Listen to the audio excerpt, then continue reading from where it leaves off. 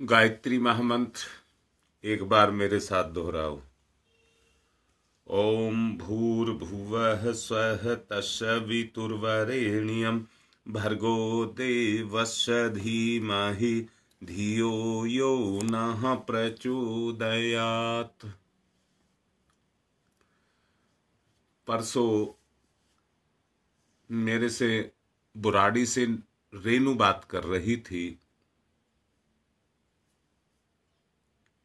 और वो शक्ति की क्रियाशीलता के बारे में बात कर रही थी, कैसे शक्ति को क्रियाशील किया जाए। एक बात इसमें मैं कहना चाहूंगा, शक्ति का संबंध शक्ति के साथ ही होता है।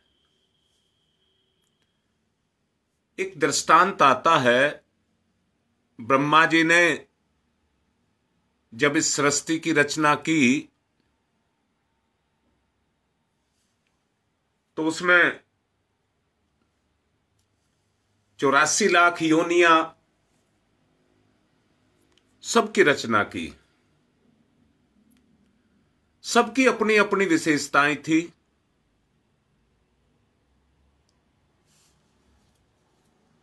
उसने कुत्ते को बुलाया और उसकी विशेषता चेक की तो उसने अपनी आवाज में भौंकना शुरू कर दिया। मक्खी को बुलाया तो भिनभिनाना शुरू कर दिया। घोड़े को बुलाया तो हिनहिनाना शुरू कर दिया। ये सबकी विशेषताएं थी। उन्होंने ये देखा, एक मक्खी, एक कुत्ता, एक घोड़ा, जो भी है वो सब एक से हैं और उनमें कोई परिवर्तन नहीं है। तो ब्रह्म को एक बात समझ आई, ये जो मेरी रचना है ये एक जगह स्थिर हो जाएगी। मेरी ये रचना, संसार की जो रचना है, ये एक जगह स्थिर हो जाएगी। जो कुत्ता है वो अपरिवर्तनशील है, बकरी है अपरिवर्तनशील है, मक्खी है अपरिवर्तनशील है, सब एक सी हैं, उनमें कोई परिवर्तन नहीं है।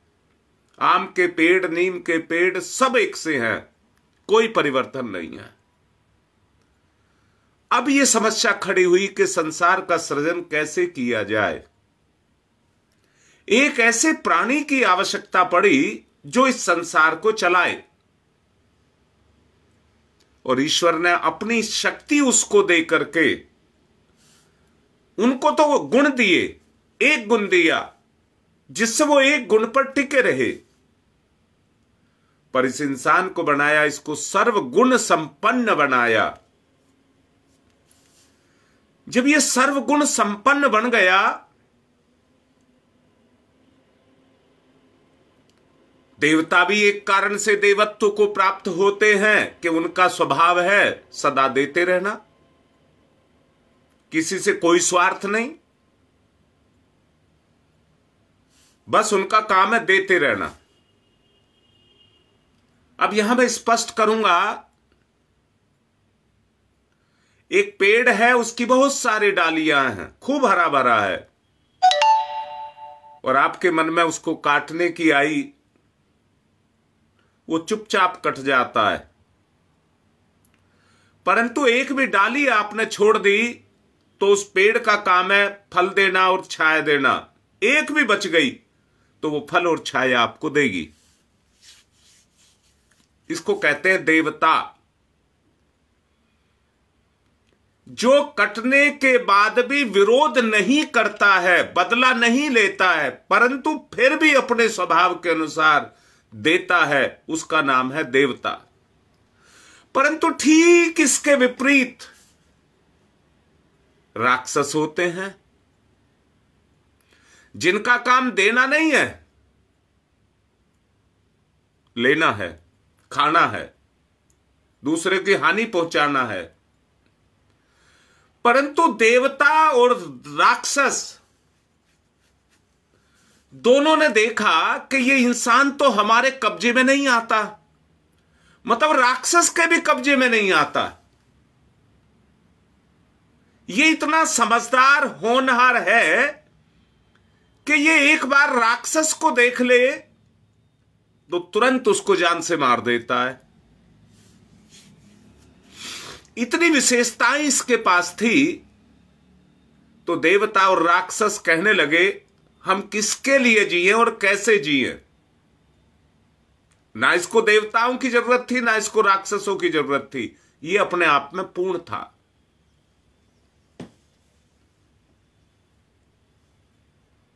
ब्रह्मा जी से उन्होंने शिकायत की। ब्रह्मा जी कहने लगे, मैंने इनको बनाया ही इसलिए है कि ये मेरी दुनिया का संचालन सृजन कर सके। सर्व गुण संपन्न है ये।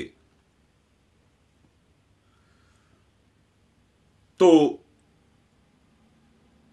उन्होंने कहा कि इसकी कमजोरी क्या है। उन्होंने कहा इसकी कमजोरी इसकी नारी है। नर की कमजोरी इसकी नारी है। आप देखते भी होंगे, अपनी इज्जत को बचाने के लिए ये नर अपनी नारी को छुपा करके ढक करके रखता है।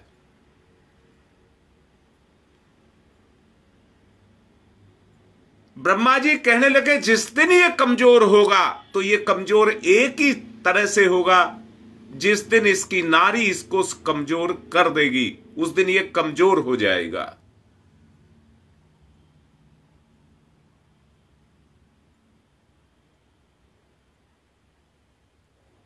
मैंने सवाल शुरू में किया था, जो मेरे से किया गया, कि ये शक्तिशाली कैसे बने।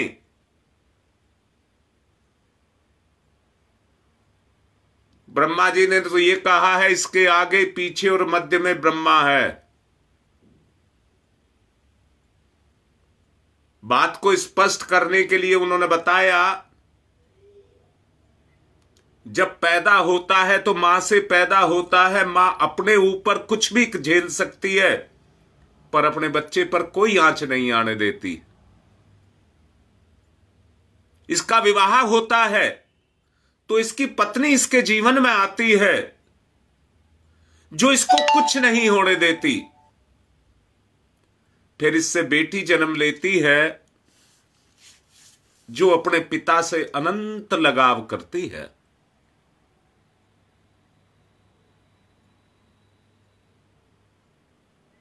जब तक ये तीन शक्तियां इसको मिलती रहेंगी, इसका कुछ नहीं बिगड़ेगा। दिक्कत कहां पर आ रही है?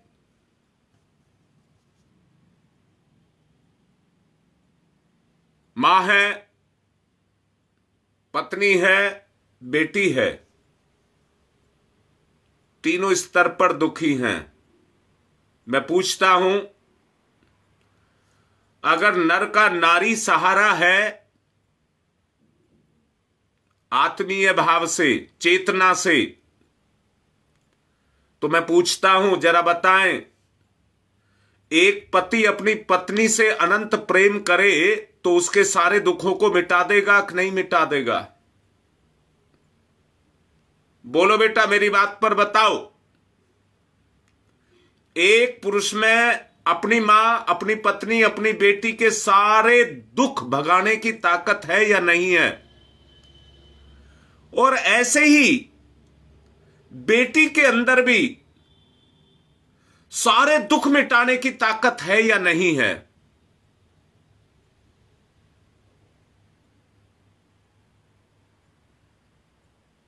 परंतु एक बात को सच्चाई से देखिए, दृष्टि दोष की बात मैंने आपसे कही।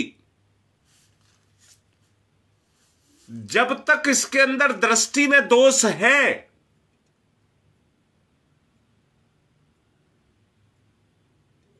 तब तक ये अपने रिश्ते में विलय नहीं होगा, उसमें समाएगा नहीं। जब तक ये स्थिति पैदा नहीं होगी, व्यक्ति के जीवन में दुख, रोग, शोक बढ़ते चले जाएंगे। याद रखना जो मैं बोल रहा हूं, व्यक्ति के जीवन में विकार बढ़ते हुए चले जाएंगे, कोई नहीं रोक सकता।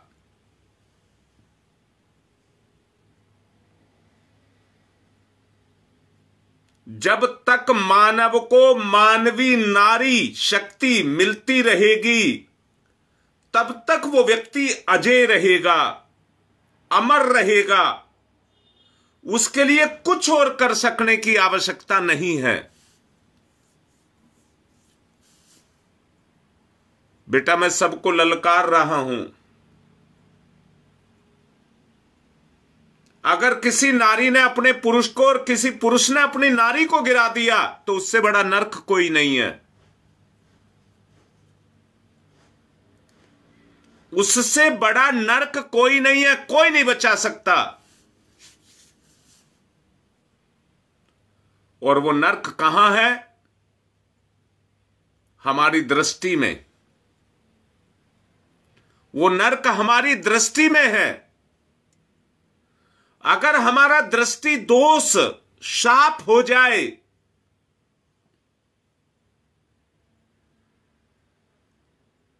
तो हमारा उद्धार हो जाए।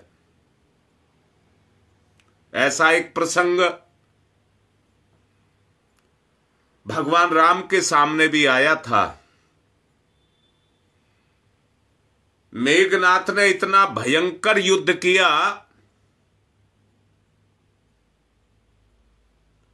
कि रीछ बंदरों की सेना व्यथित और व्याकुल हो उठी। व्यथित और व्याकुल हो उठी। राम को विभीषण से बात करनी पड़ी। राम को विभीषण से बात करनी पड़ी।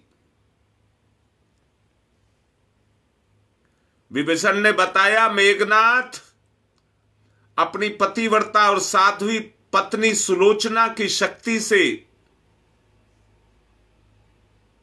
ओतप्रोत है, और जब तक ये बल इसको मिलता रहेगा, सुलोचना का बल जब तक इसको मिलता रहेगा, इसके जीवन में कोई इसको हरा नहीं सकता। जिंदगी भी एक युद्ध है। अपनी शक्ति को लेकर के जब स्त्री खड़ी हो जाती है, अपना पति का साथ देती है, तो उसका कोई कुछ नहीं बिगाड़ सकता। कोई कुछ नहीं बिगाड़ सकता।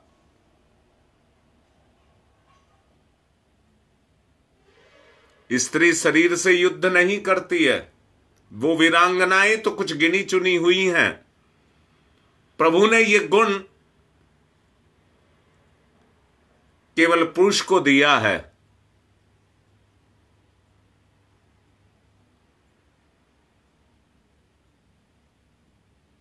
देखिए, झांक करके देख लीजिए और खूब भटक लीजिए। जब तक स्त्री और पुरुष जिस रूप में भी है, जो रिश्ता उनका है, अपनी शक्ति का आदान प्रदान एक दूसरे को नहीं करेंगे,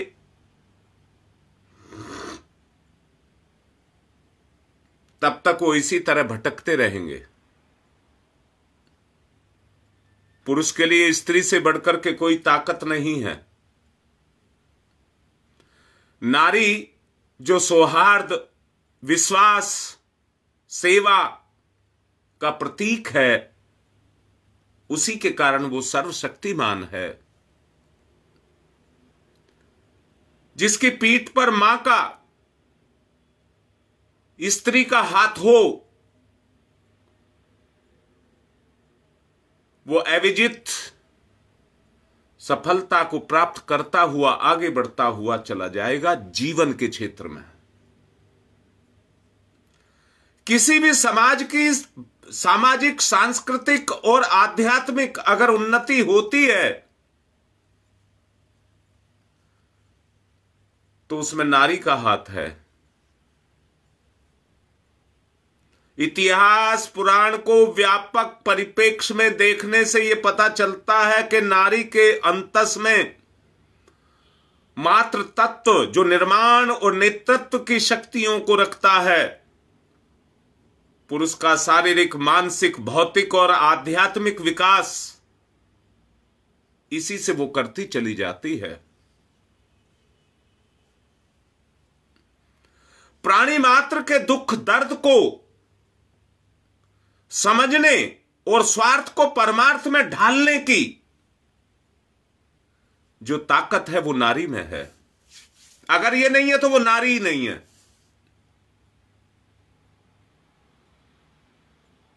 ये ताकत भगवान ने नारी को ही दी है। नारी एक शक्ति है।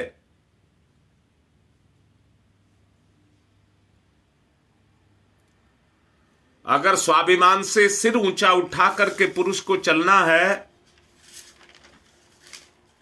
तो उसके पीछे जो शक्ति काम करती है वो नारी की शक्ति है।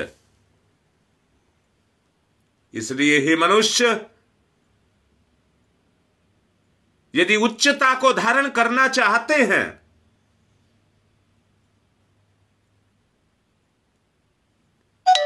तो अपने अंतस में उस ब्रह्म की धारा को बहाइए।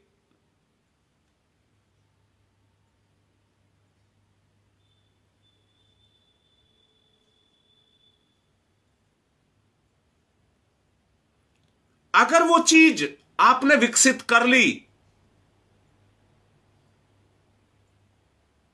नारी देखिए कोई बाहर का नहीं है, किसी बाहर की बात को नहीं कहा गया है, सब कुछ परिवार में है।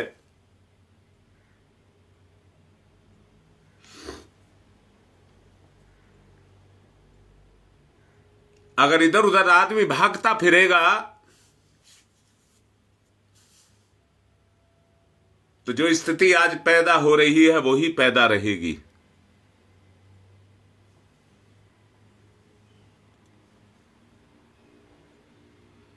जब वो मां के रूप में बच्चे को जन्म देती है तो अपने अंदर से ही उसके अंदर एक हुक पैदा होती है, मुझे अपने बच्चे का निर्माण करना है। और वो उसकी शक्ति संवेदनशील, करुणामयी, दयार्द चित्त और उसकी सहायक के रूप में निकल करके आती है।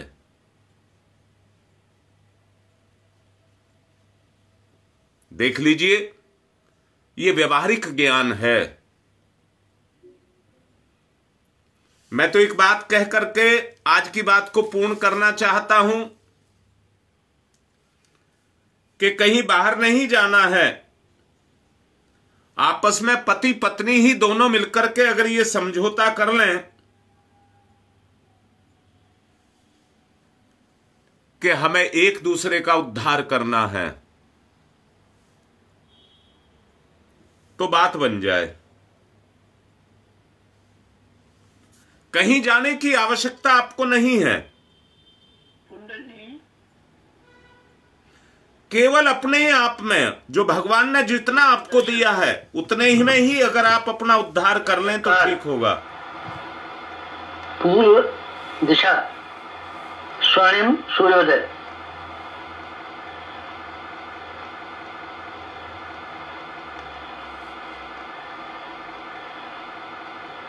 स्वर्णिम सूर्य सविता,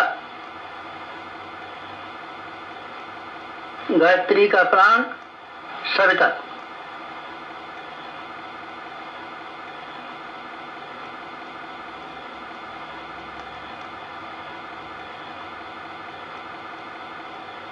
सविता इष्ट, लक्ष्य, उपास्य।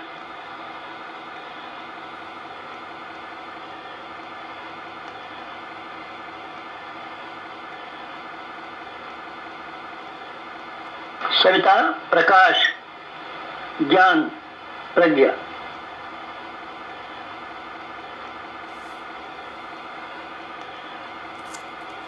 सविता अग्नि,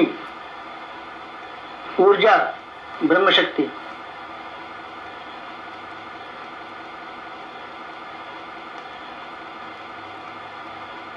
सविता ब्रह्म, सविता वर्चस,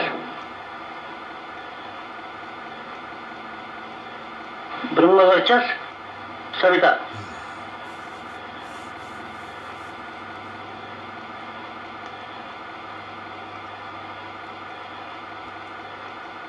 सविता उपास्य, ब्रह्म वर्चस उपास्य।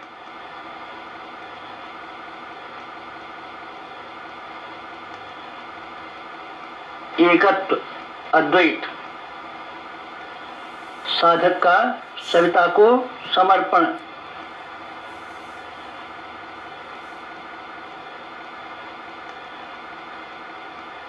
समर्पण विसर्जन विलय।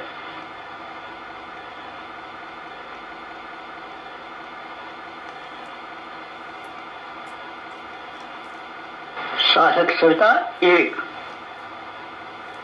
भक्त भगवान एक, एकत्व अद्वैत।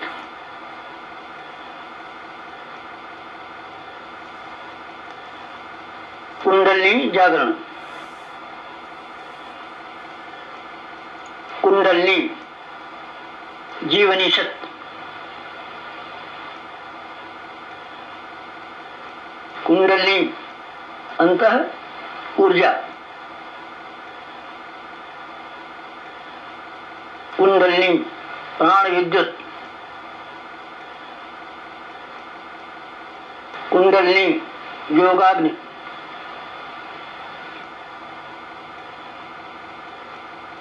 कुंडलिनी ब्रह्म ज्योति,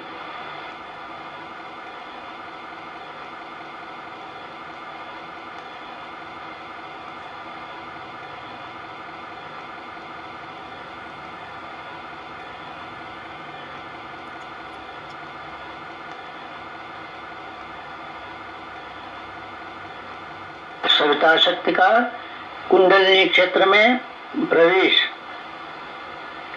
मूलाधार क्षेत्र में प्रवेश सविता का।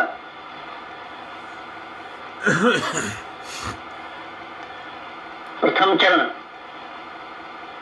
कुंडलिनी जागरण का प्रथम चरण मंथन, मंथन सविता सहयोग से शक्ति क्षेत्र का मंथन।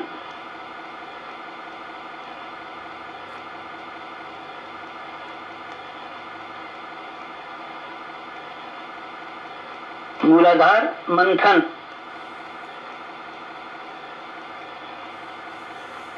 समुद्र मंथन, जीवन मंथन, प्राण मंथन, अग्नि मंथन, मंथन मंथन मंथन।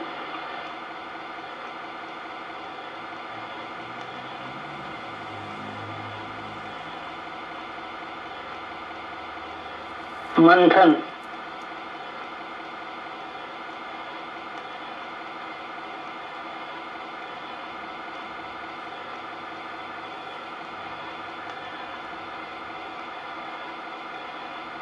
मंथन से अंतः ऊर्जा का संवर्धन।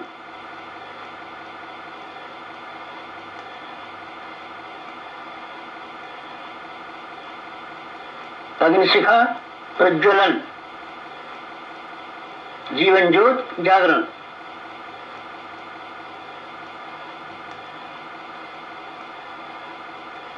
द्वितीय चरण ऊर्ध्वगमन,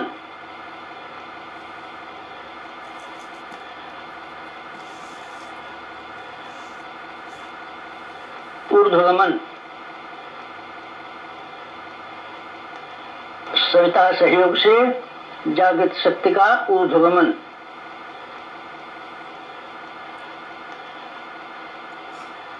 आत्मसत्ता का ऊर्ध्वगमन।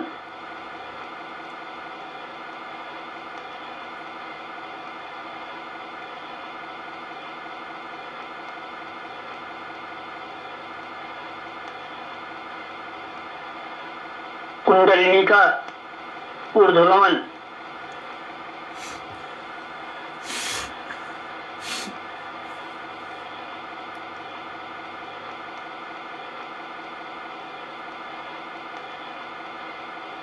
मूलाधार मार्ग से सहस्रार तक कुंडलिनी का ऊर्ध्वगमन,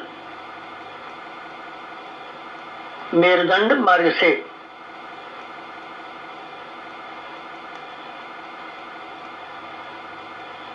आत्मसत्ता का ऊर्ध्वगमन, भूलोक से ब्रह्मलोक तक देवयान मार्ग, मूलाधार भूलोक, सहस्रार ब्रह्मलोक, मेरुदंड देवयान, कुंडलिनी आत्मशक्ति, जीवनी शक्ति का ऊर्ध्वगमन,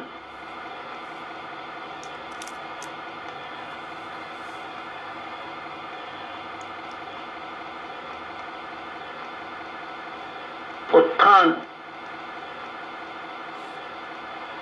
उत्कर्ष, अभ्युदय,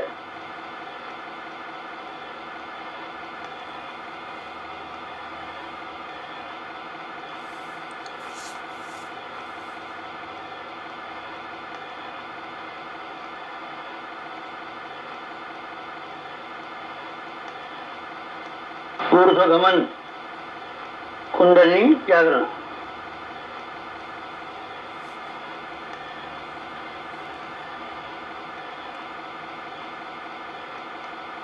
तृतीय चरण वेधन, शोधन, जागरण।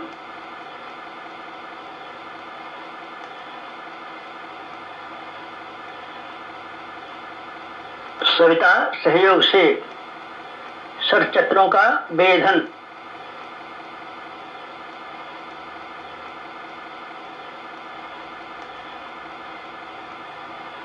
मेरुदंड मार्ग के षटचक्रों का वेधन,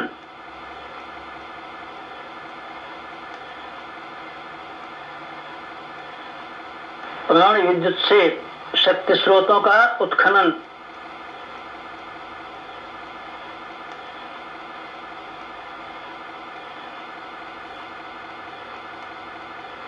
चक्रभेद, शब्दभेद, लक्ष्यभेद,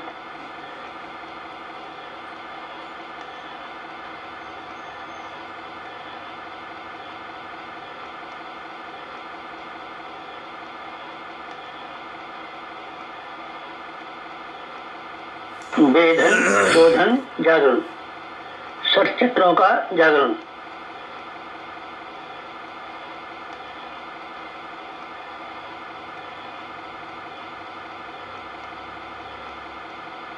मूलाधार चक्र जागरण,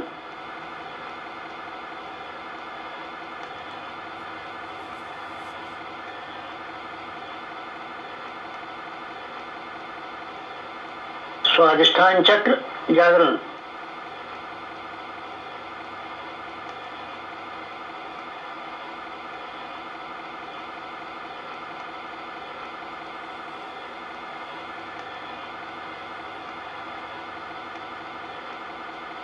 मणिपुर चक्र जागरण,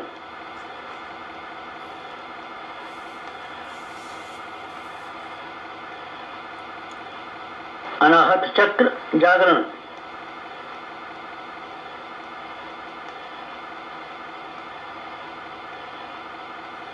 विशुद्ध चक्र जागरण,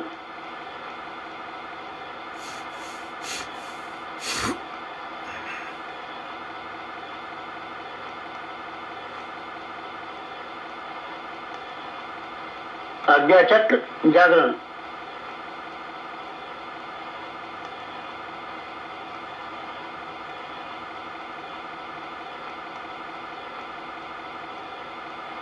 षटचक्र जागरण, कुंडलिनी जागरण।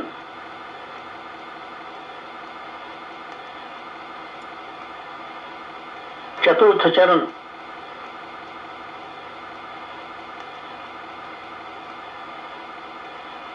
विस्तरण,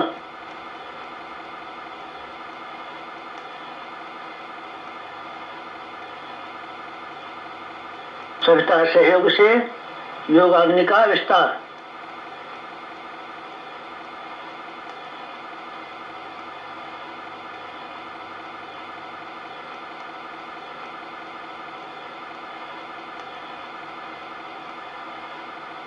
मूलाधार का आत्मसत्ता में विस्तार।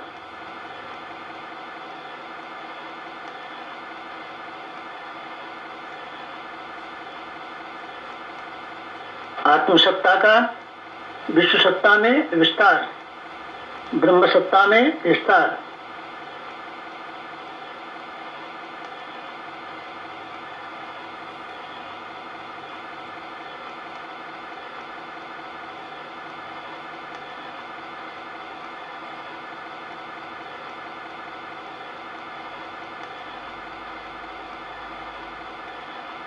चिंगारी का दावानल में विस्तार।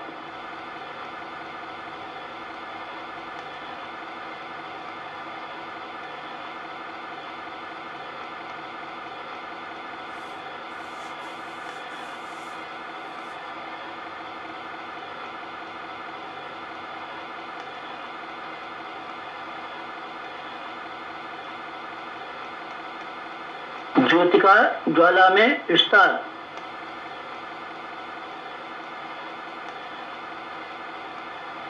मूलाधार का आत्मसत्ता में, आत्मसत्ता का विश्व सत्ता में, ब्रह्म सत्ता में।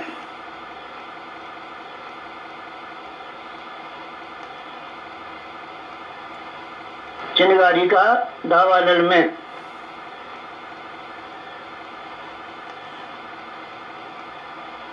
ज्योति का ज्वाला में विस्तार, विस्तरण, जागरण, कुंडलिनी जागरण।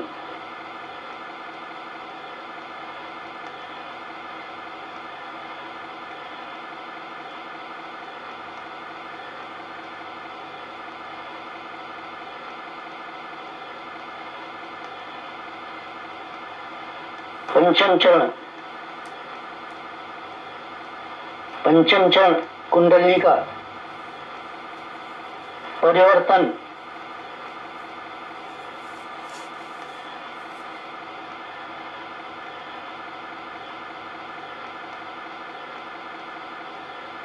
मूलाधार का सहस्रार में परिवर्तन,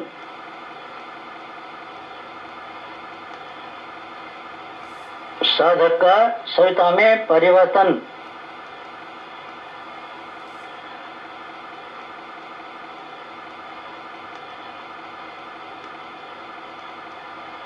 आत्म ज्योति का ब्रह्म ज्योति में परिवर्तन,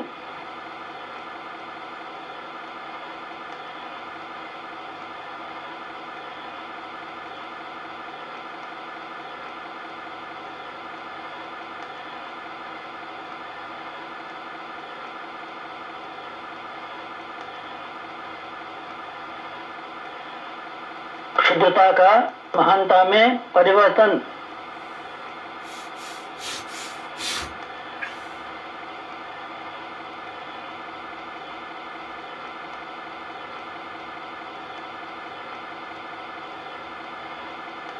कामना का भावना में परिवर्तन,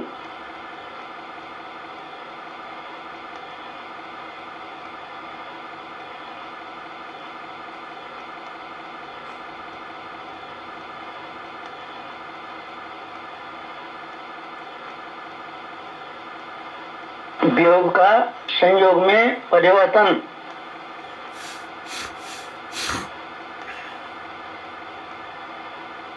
नर का नारायण में परिवर्तन,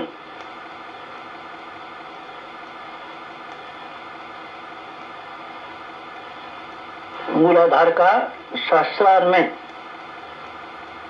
साधक का सविता में, क्षुद्रता का महानता में, कामना का भावना में परिवर्तन, वियोग का संयोग में परिवर्तन, नर का नारायण में परिवर्तन,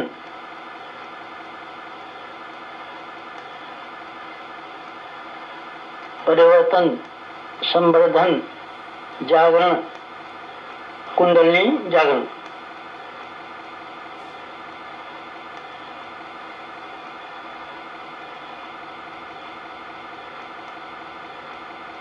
मुक्त बंधन ईश्वर दर्शन।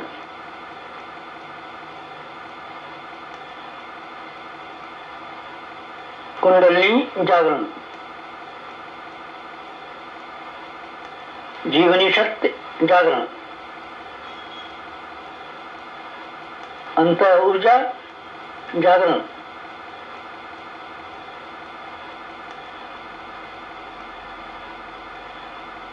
प्राण विद्युत जागरण,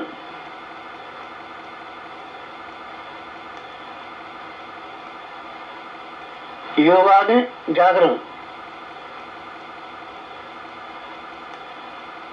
ब्रह्मज्योति जागरण,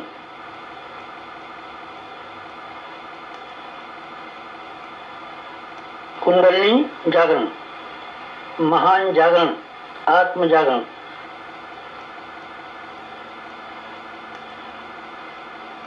ओम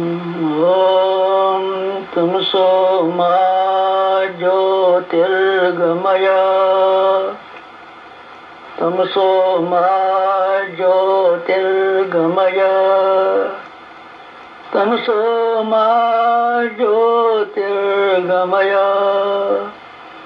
असतो मा सद्गमय, असतो मा सद्गमय, असतो मा सद्गमय। ओम मृत्योर्मा मृतंगमय, मृत्योर्मा मृतंगमय, मृत्योर्मा मृतंगमय। तमसो मा तमसो मा तमसो मा ज्योतिर्गमय, ज्योतिर्गमय, ज्योतिर्गमय। तमसो मा ज्योतिर्गमय। पंचोंकार, पंच कुंडली जागरण के 5 चरण। पंचोंकार।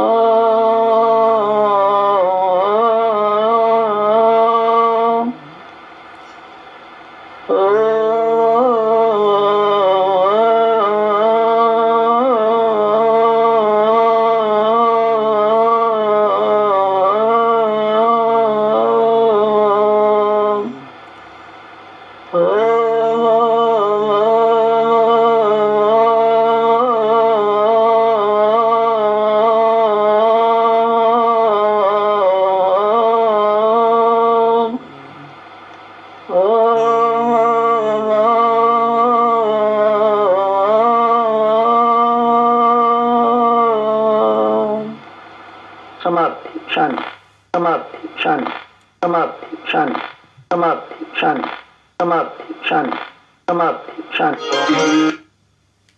दोनों हाथ रगड़ें, मुख पर फिराएं। आज की बात संपन्न।